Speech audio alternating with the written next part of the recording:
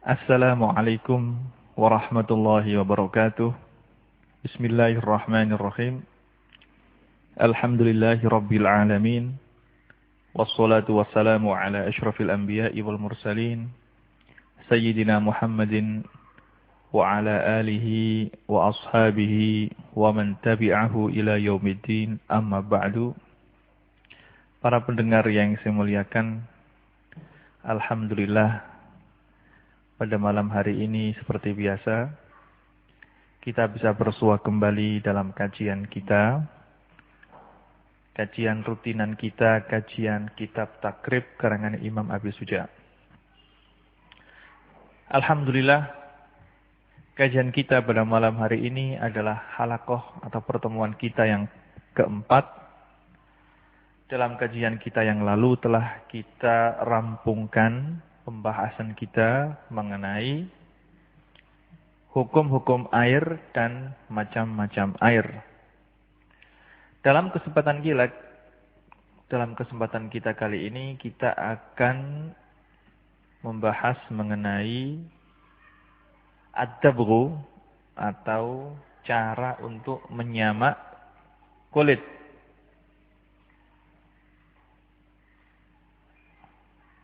Para fuqaha atau para ulama fikih menjadikan ad-dabghu atau menyamak ini adalah termasuk salah satu alat untuk mensucikan. Jadi pembahasan kita adalah masih berkisar mengenai sesuatu yang bisa untuk mensucikan. Sesuatu yang bisa untuk mensucikan, kemarin kita bahas yaitu air. Yang pertama adalah air. Yang bisa mensucikan lagi adalah ad-dabghu, yaitu menyamak. Yang bisa mensucikan lagi adalah debu, misalnya untuk tayamum. Dan ini adalah pembahasan yang biasanya dibahas oleh para fuqaha sebelum mereka memasuki pembahasan mengenai wudu atau tayamum atau mandi.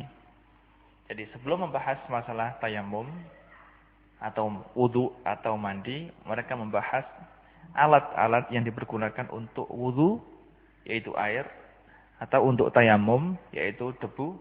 Juga mereka akan membahas, karena menyangkut masalah sesuatu yang bisa mensucikan, maka sekaligus mereka membahas mengenai sesuatu yang dipakai untuk mensucikan kulit yang najis. Bismillahirrahmanirrahim. Qala al-musannifu al-imam al-allamah Ahmad bin Husain al-Asfihani asy-Syafi'i rahimallahu ta'ala wa nafa'ana bi ulumihi fid dharain amin. Juludul maitati tathuru bid-dibaghi illa jildal kalbi wal khinziri wa adhmul maitati wa sya'ruha najisun illal adamiyah. Yang artinya kulitnya bangkai akan menjadi suci kalau disamak. Illa jildal kalbi wal khinziri, kecuali kulitnya anjing dan babi. Wa adhmul maitati, dan tulangnya bangkai. Wa sya'ruha, dan rambutnya bangkai atau bulunya bangkai. Najisun, adalah sesuatu yang najis. Illal adamiyah, kecuali manusia. Mayatnya manusia dihukumi suci menurut ulama Syafi'iyah.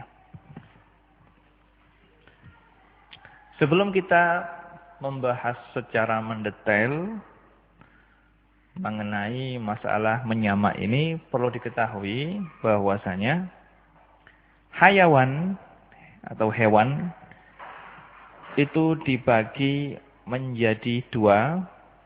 Yang pertama, hewan yang najis. Yang kedua, hewan yang suci.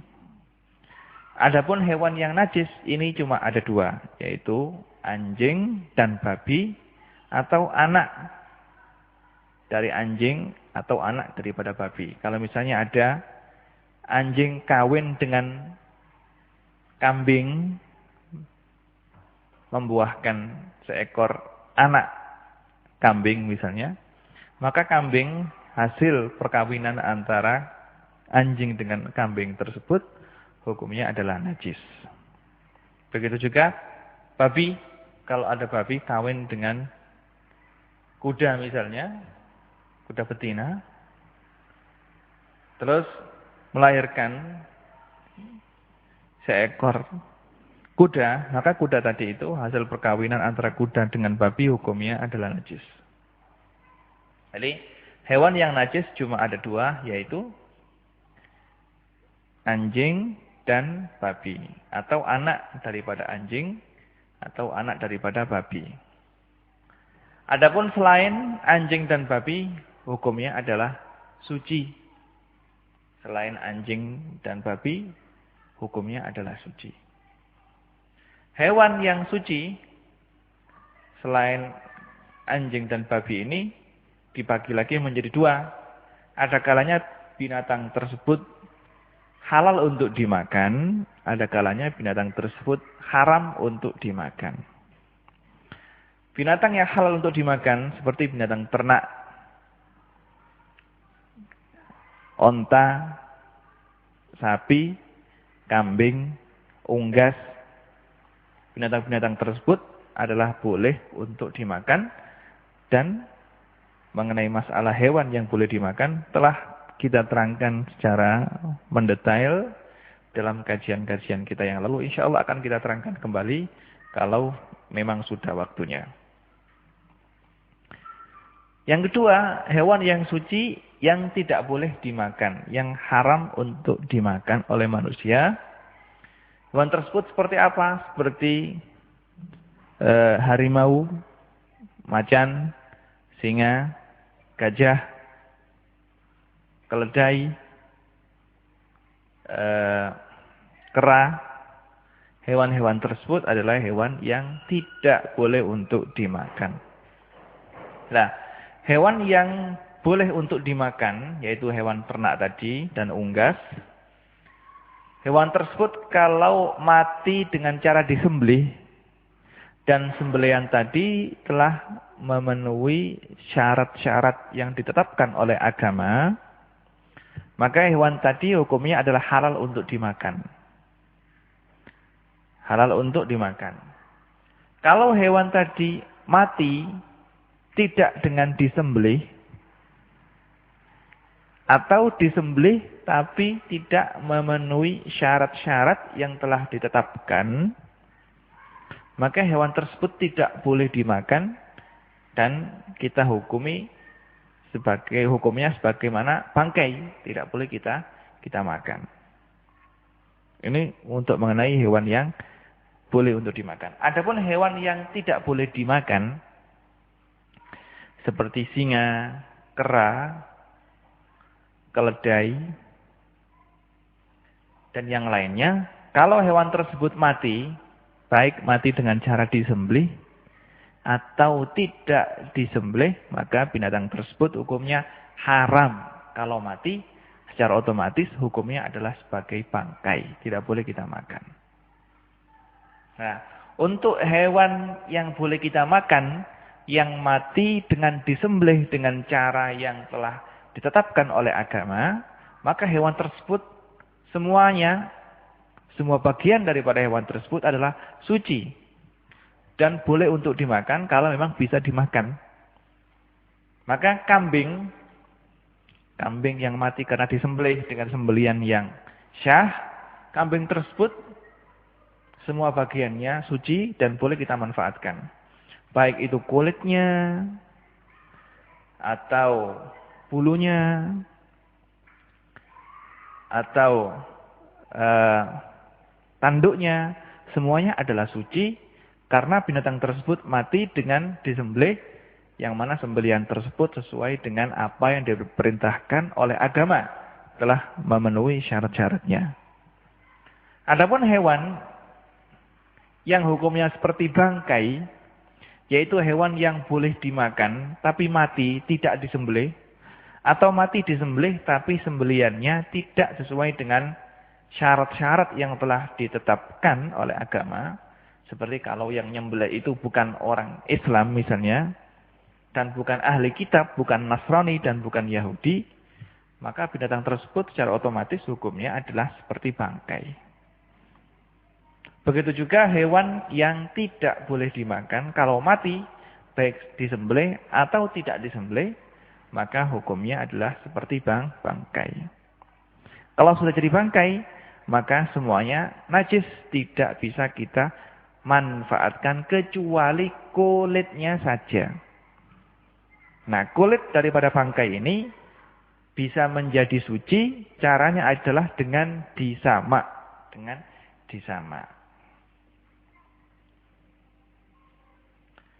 Adapun dalil yang mengatakan bahwasanya bangkai hukumnya najis adalah firman Allah Subhanahu wa taala dalam surat Al-Maidah ayat 3. Allah Subhanahu wa taala berfirman, "Hurrimat 'alaikumul maitatu." Dan diharamkan atas kamu semuanya bangkai. Diharamkan sebab bangkai tersebut adalah sesuatu yang najis. Hurrimat 'alaikumul maitatu. Diharamkan atas kamu bangkai. Dan kata-kata bangkai atau maitah di sini menurut ahli fikih adalah hewan yang mati yang tidak disembelih secara benar. Kalau memang hewan tersebut adalah hewan yang bisa dimakan dagingnya, atau hewan yang tidak bisa dimakan dagingnya yang mati. Baik disembelih atau tidak disembelih, hewan tersebut hukumnya adalah bangkai. Maitah. Jadi kalimat maitah, istilah kalimat maitah dalam bahasanya ahli fikih adalah hewan yang bisa dimakan dagingnya tapi mati tidak dengan disembelih, atau disembelih tapi tidak memenuhi syarat-syaratnya, atau hewan yang tidak bisa dimakan yang mati baik disembelih atau tidak dengan disembelih. Ya. Adapun jadi kulit maitah atau kulit bangkai bisa kita manfaatkan dengan cara kita bersihkan terlebih dahulu. Kita sucikan kulit tersebut. Bagaimana cara mensucikannya? Mensucikannya dengan cara disamak. Dalilnya adalah hadis yang diriwayatkan oleh Imam Muslim dari sahabat Ibnu Abbas radhiyallahu anhuma, anna Rasulullah sallallahu alaihi wasallam qala, idza tubighal ihabu faqad tahura. Jika kulit disamak, maka kulit tersebut akan menjadi suci.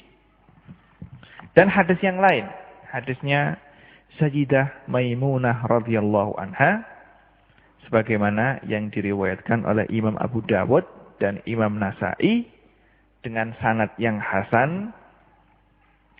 Qala Rasulullah sallallahu alaihi wasallam fi syatiha, syatu Maimunah radhiyallahu anha, "Lau akhadtum ihabaha faqalu innaha maitatun." Faqala Rasulullah sallallahu alaihi wasallam, "Yuthiruhu al-ma'u wal qaradu." Suatu ketika Rasulullah sallallahu alaihi wasallam berjalan dan menemukan kambing milik istri beliau Maimunah radhiyallahu anha mati terkapar di tanah. Kemudian Rasulullah sallallahu alaihi wasallam mengatakan, "Kenapa kok kamu biarkan saja? Tidak kamu manfaatkan?" Rasulullah sallallahu alaihi wasallam selalu menganjurkan umatnya untuk tidak membuang-buang harta, untuk tidak berbuat mubazir. Beliau selalu menganjurkan umatnya untuk memanfaatkan segala sesuatu. Termasuk ini, ketika beliau melihat kambingnya istri beliau, Maimunah radhiyallahu anha, mati, beliau mengatakan, kok tidak kamu manfaatkan? Nah, para sahabat bingung, dimanfaatkan apa Rasulullah? Wangnya kambing sudah mati kok. Maka sahabat mengatakan, innaha maitatun. Ya Rasulullah, kambing ini mati. Mati dengan tidak disembelih. Rasulullah berkata, law akhadtum ihabaha, kamu kan bisa memanfaatkan mengambil kulitnya. Para sahabat mengatakan ini najis Rasulullah karena mati. Kemudian Rasulullah Shallallahu alaihi wasallam bersabda, yuthiruhul ma'u wal qarad. Kulit daripada bangkai ini bisa menjadi suci, disucikan dengan air bersama dengan daun dari pohon korot, yaitu semacam tanaman tertentu yang tumbuh di padang pasir yang biasanya dipergunakan untuk bahan untuk menyamak kulit. Dari dua hadis ini, para ulama mengatakan kulitnya binatang yang mati, yang menjadi bangkai, bisa kita manfaatkan dengan cara kita bersihkan dan kita sucikan terlebih dahulu dengan cara disamak. Nah, cara menyamak itu bagaimana? Cara menyamak itu bagaimana? Yang disebutkan oleh para ahli fikih, cara menyamak adalah yang pertama, kalau kita mengambil kulit dari seekor bangkai, baik itu bangkai gajah atau bangkai kambing misalnya, yang terlebih dahulu yang kita lakukan adalah dengan membersihkan kulit tersebut. Membersihkan dari segala sesuatu yang menempel di kulit tersebut, yang kalau kita biarkan, tidak kita bersihkan akan bisa membuat rusaknya kulit itu. Jadi kalau sudah misalnya kalau kita menemukan bangkainya kambing, oh ini sayang ini, kulitnya tidak kita manfaatkan. Kalau kita manfaatkan kan bisa mendapatkan duit juga. Nah, maka kita ambil. Kita ambil kulitnya, kita bersihkan kulit tersebut, kita ambil dari segala sesuatu yang menempel di kulit tersebut yang bisa menjadikan kulit tersebut rusak. Maka lemak kita bersihkan dari lemak. Kalau bahasa Jawanya kita ambil gajihnya itu, lemaknya kita bersihkan bersih. Terus juga daging-daging yang menempel di kulit tersebut kita bersihkan semuanya. Sehingga juga bulu-bulu yang ada di kulit tersebut kita bersihkan, tinggal kulit saja. Kalau sudah bersih kulit tersebut, maka tinggallah kita menaruh kulit tersebut atau kita taburi dengan sesuatu yang bisa menjadikan kulit tersebut menjadi lembek dan tidak berbau. Kalau para ahli fikih zaman dulu, mereka menyebutkan termasuk alat-alat yang bisa untuk dipakai untuk menyamak adalah misalnya tainya burung. Tainya burung yang sudah kering itu kita ambil, kita taburkan, kita kumpulkan, kita kasih air sedikit gitu, terus kita taburkan di atas kulit yang telah kita bersihkan tadi. Kita biarkan gitu, misalnya 1 hari, 3 hari, nanti kulit tersebut dengan waktu 1 hari atau 3 hari, kulit tersebut bisa membaik. Atau kalau zaman dulu sebagaimana disebutkan oleh para ahli fikih, dengan menaburi kulit tersebut dengan kishrur rumman, kulitnya buah delima, atau yang disebutkan oleh para fuqaha lagi adalah asyattu wal qardu. Yang disebutkan dalam hadis ini adalah al-qardu atau al-afsu atau asyattu atau asyabbu. Itu adalah macam-macam tumbuhan yang bisa kita pergunakan untuk menyamak. Tapi kalau untuk zaman sekarang ini, ya banyak sekali pabrik-pabrik yang melakukan atau usaha-usaha untuk menyamak kulit. Ya kalau dulu pakai hal-hal yang sederhana, sekarang ya sudah bisa memakai dengan bahan-bahan kimia sebagai alat untuk menyamak. Itu juga tidak apa-apa. Asyatu adalah kalau kita lihat di kamus itu milhun, yaitu semacam bahan yang asin, yang mana kalau bahasa kimianya gitu aluminium butasium, ya, atau asyatu. Asyatu itu adalah sebuah pohon yang rasanya pahit, yang biasanya daun daripada pemohonan tersebut kalau kita pergunakan untuk menyamak adalah kita ambil daunnya, terus kita kita lembutkan daunnya tersebut, terus kita tempelkan, kita taburkan di kulit yang mau kita samak. Dan baunya sangat wangi daun tersebut. Itu adalah asyatu. Itu adalah tumbuh-tumbuhan yang ada di padang pasir, yang mana memang pada zaman dahulu para ahli fikih itu mereka menggunakan peralatan yang sangat sederhana sekali untuk menyamak kulit bangkai. Tapi untuk zaman sekarang bisa kita menggunakan obat-obat, bahan-bahan kimia sebagai alat untuk menyamak. Kalau sudah kita bersihkan kulit tersebut, terus sudah kita kasih obat untuk menyamak, maka kulit tersebut kalau sudah selesai penyamaan, kulit tersebut dihukumi masih najis, perlu untuk dicuci. Setelah kita mengadakan proses penyamaan, baru kita cuci kembali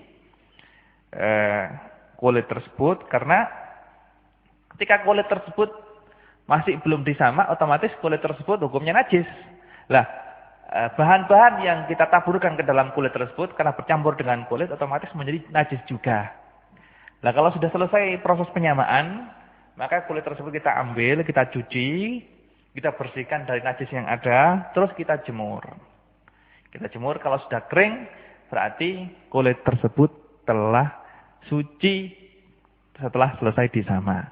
Lah, bagaimana kita bisa mengetahui kalau penyamaan tersebut berhasil dan memang bisa membersihkan atau mensucikan kulit bangkai tersebut? Caranya adalah kalau kulit tersebut yang sudah kita bersihkan, yang sudah kita keringkan, itu seandainya dimasukkan, direndam kembali ke dalam air, tidak kembali, tidak berbau. Artinya kalau sudah bersih, meskipun misalnya kita rendam ke dalam air 1 jam, 2 jam, kulit tersebut baunya sudah hilang, tidak bau, baunya sudah enak misalnya, maka berarti kita bisa mengatakan kulit tersebut telah menjadi suci. Nah, kalau sudah suci, maka menurut ulama Syafi'iyah, suci luar dan dalam. Dalamnya juga suci, luarnya juga suci. Nah, Ustaz, kalau memang sudah suci kulit tersebut, apakah boleh dimakan? Nah, kan sudah suci, apakah boleh dimakan? Ini ada khilaf di antara para ulama. Imam An-Nawawi mengatakan tidak boleh dimakan. Karena apa? Karena kulit tersebut artinya asalnya adalah kulit bangkai. Maka tidak boleh dimakan, dan ini adalah pendapat yang mu'tamad menurut Imam Nawawi dan menurut Imam Ibnu Hajar. Sebagian ulama mengatakan boleh dimakan kalau memang kulit tersebut asalnya adalah dari binatang yang boleh dimakan. Bangkainya kambing misalnya, atau bangkainya sapi, bangkainya unta. Maka kalau memang kulit binatang tadi, kulit tersebut diambil daripada kulit binatang yang boleh dimakan, kalau disamak maka boleh dimakan. Ini adalah pendapatnya Imam Ar-Rafi'i. Ala kulli halin, kalau kulit tersebut telah kita lakukan proses penyamaan dan sudah bersih, kita bersihkan, dan sudah kita hukumi sebagai kulit yang suci, misalnya kalau kita masukkan atau kita rendam di dalam air sudah tidak berbau lagi, maka kulit tersebut sudah bisa kita pergunakan untuk kebutuhan yang kita inginkan. Bisa kita pakai untuk untuk membuat sandal, atau membuat sepatu, untuk membuat tas, semuanya adalah menjadi kulit yang suci. Begitu juga misalnya kulitnya buaya misalnya, atau kulitnya ular. Kan buaya dan ular hewan yang tidak boleh dimakan. Kalau kita ambil kulitnya dan kita sama dengan cara yang telah saya sebutkan tadi, maka kulitnya buaya tadi itu akan menjadi suci. Kalau sudah suci, maka boleh kita manfaatkan, kita pergunakan untuk keperluan yang kita inginkan. Nah. Jadi dikecualikan dari bangkai adalah ikan. Jadi kan telah kita sebutkan bahwasanya bangkai itu apa? Bangkai adalah hayawan atau hewan yang mati tidak dengan disembelih, atau hewan bangkai adalah hewan yang bisa dimakan, yang mati tidak disembelih atau disembelih dengan cara yang tidak sesuai dengan syarat-syaratnya, atau hewan yang tidak boleh kita makan, yang mati baik disembelih atau tidak disembelih, mereka itu semuanya adalah mempunyai hukum bangkai. Dan bangkai itu hukumnya adalah najis. Tidak bisa kita manfaatkan kecuali kulitnya saja dengan cara disamak. Adapun bangkainya anjing dan bangkainya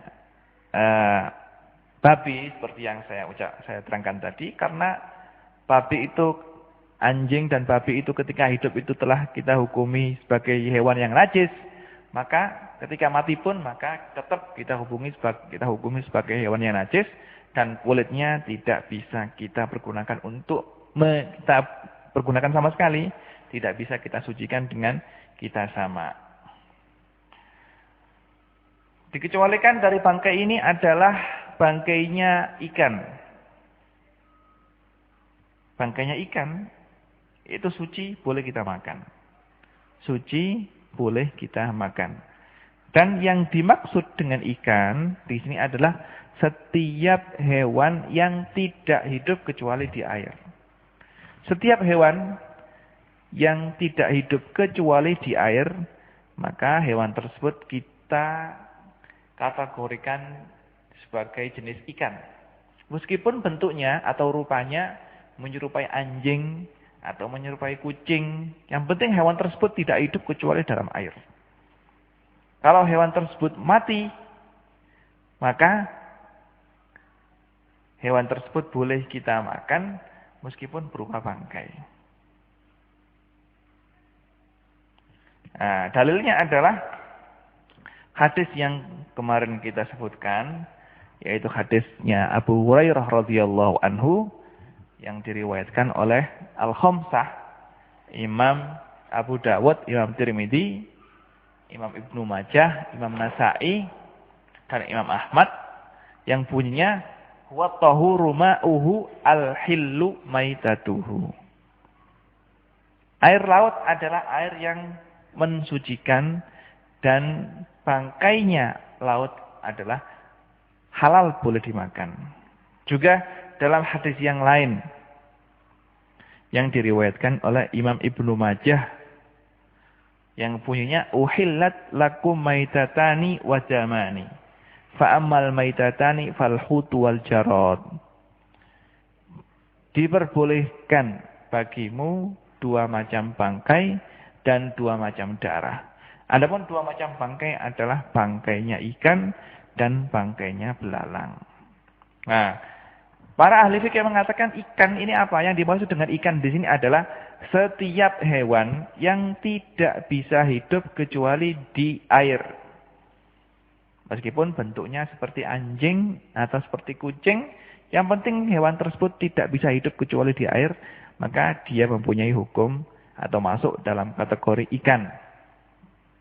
Adapun hewan yang hidup di dua alam, hewan yang hidup di air bisa, di darat juga bisa, seperti katak, seperti anjing laut, ya, dan seperti buaya, seperti ular, maka hewan tersebut tidak boleh kita makan, haram untuk dimakan menurut mazhabnya Imam Asy-Syafi'i rahmatullahi alaihi. Ini adalah yang menyangkut masalah cara-cara penyamaan. Kemudian Imam Abi Suja berkata, wa azmul maitati wa sya'ruha najisun illal adami. Adapun tulangnya bangkai dan rambutnya bangkai atau bulunya bangkai, hukumnya adalah najis. Hukumnya adalah najis. Perlu diperhatikan, perlu diingat-ingat bahwasanya dimaksud dengan bangkai maitah di sini adalah apa tadi? Adalah hayawan yang bisa dimakan dagingnya, yang mati dengan tidak disembelih atau disembelih tapi tidak memenuhi syarat-syaratnya. Atau hewan yang tidak boleh dimakan dagingnya seperti singa, kera, gajah yang mati baik mati disembelih atau tidak disembelih, itu dinamakan bangkai. Bangkai, semua yang ada di bangkai itu hukumnya najis. Begitu juga tulangnya, tulang bangkai juga najis. Begitu juga bulu bangkai juga najis. Bulunya ayam yang telah menjadi bangkai najis. Nah, najis illal adamiyah, kecuali mayatnya anak manusia. Mayatnya anak manusia meskipun telah menjadi bangkai mati, tetap manusia itu hukumnya adalah suci. Allah Subhanahu wa taala menyebutkan dalam Al-Qur'an dalam surat Al-Isra ayat 70 yang bunyinya walaqad karramna bani Adam. Dan kami telah memuliakan anak cucu Adam. Allah Subhanahu wa taala telah memuliakan anak cucu Nabi Adam. Maka dari itu termasuk bentuk daripada kemuliaan yang diberikan oleh Allah Subhanahu wa taala kepada anak cucu Adam adalah bahwasanya manusia itu kalau meninggal maka mayatnya tetap suci, tidak menjadi bangkai seperti hewan-hewan yang lain. Rasulullah Shallallahu alaihi wasallam dalam sebuah hadis yang diriwayatkan oleh Imam Bukhari, beliau telah bersabda, Subhanallah, innal muslima la yanjus. Dalam riwayat yang disebutkan oleh Imam Ibnu Abbas, bagaimana riwayatnya Imam Bukhari juga, al-muslimu la yanjusu hayyan wala maitan. Subhanallah, maha suci Allah, sesungguhnya orang muslim tidaklah akan menjadi najis. Al-muslimu la yanjusu hayyan wala maitan. Orang yang Islam itu tidak akan menjadi najis meskipun dalam keadaan mati atau dalam keadaan hidup. Ini adalah yang dalil-dalil yang menunjukkan bahwasanya mayatnya manusia adalah suci. Maka rambutnya mayat, kukunya mayat, semuanya hukumnya adalah suci, tidak najis sama sekali. Ini adalah pelajaran kita mengenai juludul maitah. Kemudian Imam Abi Suja setelah menerangkan cara-cara untuk menyamak, beliau menerangkan wadah atau awani yang boleh untuk dipakai dan yang tidak boleh untuk dipakai. Beliau mengatakan, wala yajuzu isti'malu awani az-zahabi wal fiddah wa yajuzu isti'malu ghairihima minal awani. Yang artinya dan tidak diperbolehkan. Kata-kata wala yajuzu dalam kitab fikih mempunyai arti yahrum, tidak boleh, haram, ya. Wala yajuzu kalau diartikan dengan bahasa Indonesia tidak diperbolehkan. Nah, ini yang punya arti adalah diharamkan. Wala yajuzu isti'malu awani zahabi wal fiddah, dan tidak boleh atau diharamkan memakai wadah baik itu berupa panci atau berupa piring atau berupa mangkok atau berupa gelas misalnya yang terbuat minal zahabi wal fiddah, yang terbuat dari emas dan perak. Jadi tidak boleh, haram untuk memakai segala bentuk wadah yang terbuat dari emas dan perak. Baik dipergunakan untuk wudu, atau dipergunakan untuk minum, baik dipergunakan untuk mandi, dan dipergunakan untuk hiasan saja, hukumnya adalah haram. Kecuali dalam keadaan darurat. Dia mau minum dan tidak menemukan gelas, kecuali gelas yang terbuat dari perak atau emas. Kalau dia tidak minum, maka dia akan mati. Maka kalau dalam keadaan darurat, maka diperbolehkan. Dalilnya adalah hadis yang diriwayatkan oleh Imam Bukhari dan Imam Muslim dari sahabat Hudzaifah bin Yaman radhiyallahu anhu, qala sami'tu Rasulullah sallallahu alaihi wasallam yaqul la talbasu al-harira wala dibaja wala tashrabu fi aniyati adh-dhahabi wal fiddati wala ta'kulu fi sihafiha fa innaha lahum fid dunya walana fil akhirah. Yang artinya la talbasu, dan janganlah kamu memakai pakaian yang terbuat dari sutra. Wala dibaja, dan janganlah kamu memakai pakaian yang terbuat dari sutra dibaj. Wala tashrabu fi anidz zahabi wal fiddah, dan janganlah kamu minum dengan memakai wadah yang terbuat dari emas dan perak. Wala ta'kulu fi sahafiha, dan janganlah kamu makan dengan memakai piring yang dari emas dan perak juga. Fa innaha lahum, karena emas, perak dan sutra tadi itu adalah lahum fid dunya, untuk mereka orang kafir di dunia ini, di kehidupan fana dunia ini, walana fil akhirah, dan itu semua akan menjadi milik kita besok di hari akhirat, hari yang kekal untuk orang yang beriman. Dalam hadis ini Rasulullah Shallallahu alaihi wasallam melarang kita untuk makan dan minum dengan memakai gelas atau wadah yang terbuat dari emas dan perak. Para ahli fikih atau ulama ahli fikih mengkiaskan bentuk-bentuk pemakaian yang lainnya, dikiaskan dengan makan dan minum.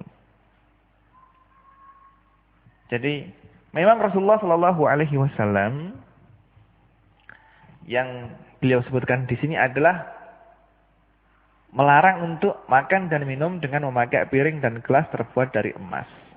Tapi para ahli fikih mengkiaskan segala bentuk pemakaian. Segala bentuk pemakaian dikiaskan dengan emas dan perak. Segala bentuk pemakaian, baik itu untuk makan, untuk minum, untuk wudu, untuk mandi, untuk apa saja, tidak diperbolehkan selagi perabotan tadi terbuat dari emas dan perak. Dan keharaman untuk memakai perabotan tersebut dari emas dan perak itu adalah umum untuk laki-laki juga untuk perempuan. Dan termasuk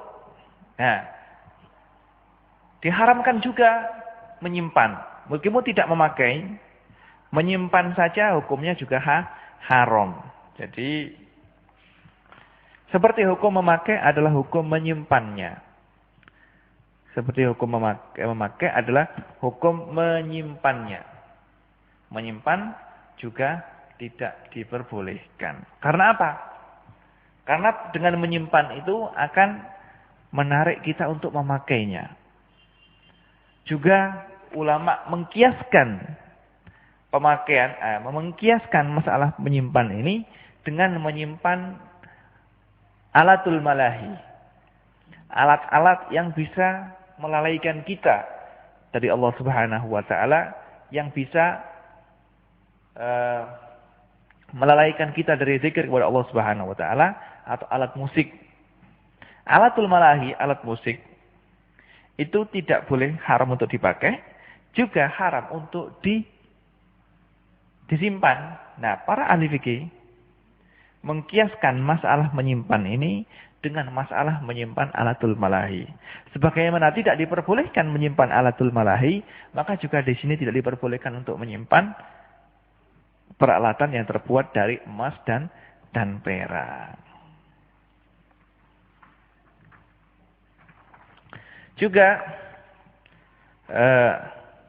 hadis yang diriwayatkan oleh Imam Muslim, Rasulullah sallallahu alaihi wasallam telah bersabda, "Alladzi yashrabu fi aniyati adh-dhahabi wal fiddati innama yujarjiru fi batnihi nar jahannam." Orang yang minum dengan memakai gelas terbuat dari emas dan perak, seakan-akan orang itu adalah orang memasukkan api neraka ke dalam perutnya. Dalam riwayat yang lainnya, "Man syariba fi ina'in min dhahabin aw fiddatin innama yujarjiru fi batnihi naran min jahannam." Jadi memakai segala bentuk peralatan, baik itu piring, baik itu mangkok, baik itu gelas, baik itu tempat celak, dan yang lainnya yang terbuat dari emas dan perak, hukumnya adalah tidak diperbolehkan. Dan Imam Nawawi telah menukil kesepakatan para ulama mengenai keharaman pemakaian peralatan tersebut, sebagaimana yang beliau sebutkan dalam Syarhul Muslim, syarahnya Sahihul Muslim. Jadi Imam Nawawi telah menukil bahwasanya pemakaian peralatan yang terbuat dari emas dan perak itu tidak diperbolehkan, dan ini adalah telah disepakati oleh para ulama. Juga menyimpan alat tersebut seperti yang saya terangkan tadi, memakai tidak boleh dan menyimpan juga tidak boleh. Alal asah, menurut pendapat yang asah dalam mazhab Syafi'i, muqabil asah di sana ada pendapat yang mengatakan kalau memang untuk disimpan saja, tidak untuk dipakai, maka diperbolehkan. Tapi pendapat ini bukan pendapat yang kuat. Pendapat yang kuat dan yang benar dalam mazhab Syafi'i tetap diharamkan meskipun dengan menyimpan saja. Yang penting peralatan yang terbuat dari emas dan perak, seperti sendok misalnya, sendok dari emas, atau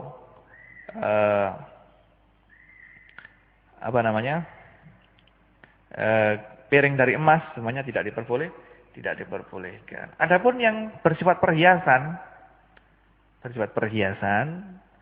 seperti arloji atau jam tangan yang terbuat dari emas untuk perempuan, maka diperbolehkan karena tergolong dalam kategori perhiasan. Adapun untuk laki-laki maka tidak diperbolehkan.